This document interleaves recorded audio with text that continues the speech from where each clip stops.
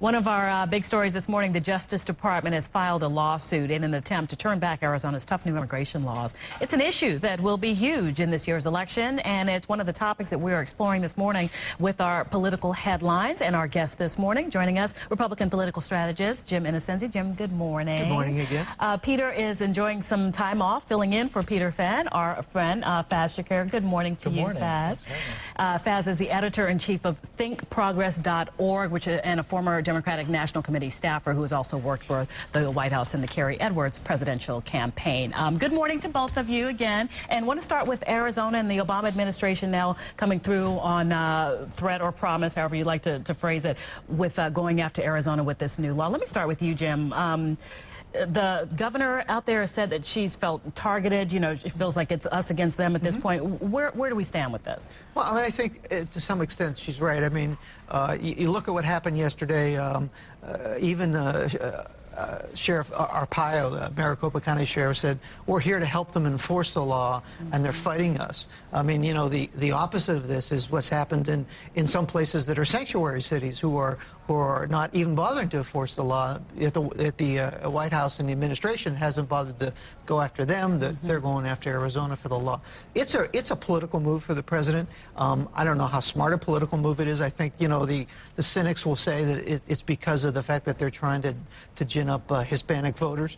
On the other hand, you know, over 50% of the Americans are in favor of what Arizona's doing. So it really cuts both ways for the president, and he's, you know, it's a gamble for him. But I think at this point he almost needs to take it. Right. What do you think, Faiz? The question is a legal one, and it's a practical one. And the question is, does regulating immigration, is that a responsibility solely for the federal government, or can states also play a role in implementing a strategy? And I believe, and I think the Obama administration argues, that like printing money, like making treaties with foreign nations, that immigration policy has to be set at a national level.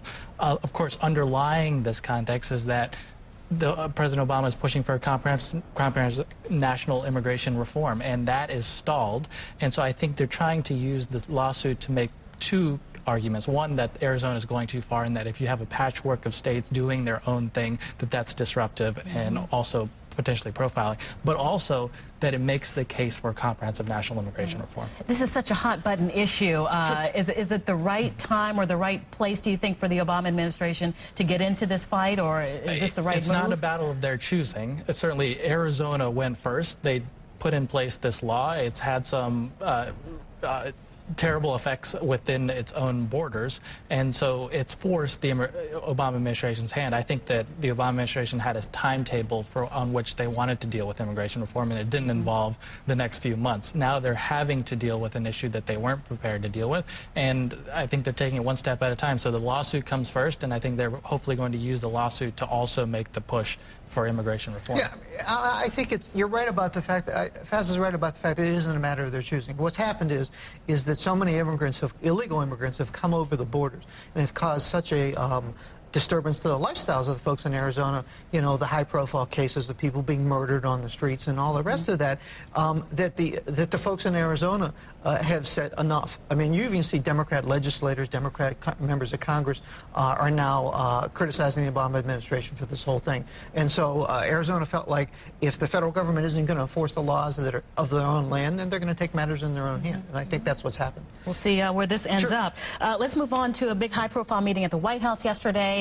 Sort of mending the fences, if you will, too, as the Israeli Prime Minister and President Obama sit down to advance peace talks in the Middle East. Let me start with you, Jim. Any progress made here? We talk about this time and time again. You know, is this the time now? Well, I mean, whether there's any progress or not, you really don't know. I mean, the public statements make it sound like there was definitely some progress going on, but there was over an hour-and-a-half meeting behind closed doors, and what was said there, no one really knows the appearances of there's progress. And certainly, you know, the president was forced to go to this second meeting because he botched the first meeting with Netanyahu.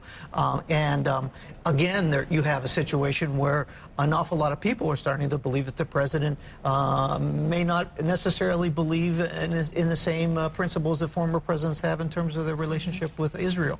And so I think he was forced in the second one, and certainly a great show what actually happens remains to be seen. Right, a different reception indeed, this time for the Israeli Prime Minister at the White House. You know, leading into the past couple meetings, we had the announcement of settlement construction right before Joe Biden went to visit Israel. Then we had a flotilla raid just before Netanyahu was about to meet Obama. Now the Israelis, I think, have set a nice grounding for a meeting because they announced that they were loosening restrictions on imports into Gaza, which is allowing a little bit more food items and other necessary human items to go in and help the people of that region. So it's set the basis for the friendly tone that you're hearing from the administration. But you get the sense that you said this happening time and time again, that they're each trying to take the measure of the man, that they're not quite yet comfortable of understanding Netanyahu, what his boundaries are with Obama, and Obama, whether Netanyahu is the guy who's going to help deliver peace to the region and be his partner.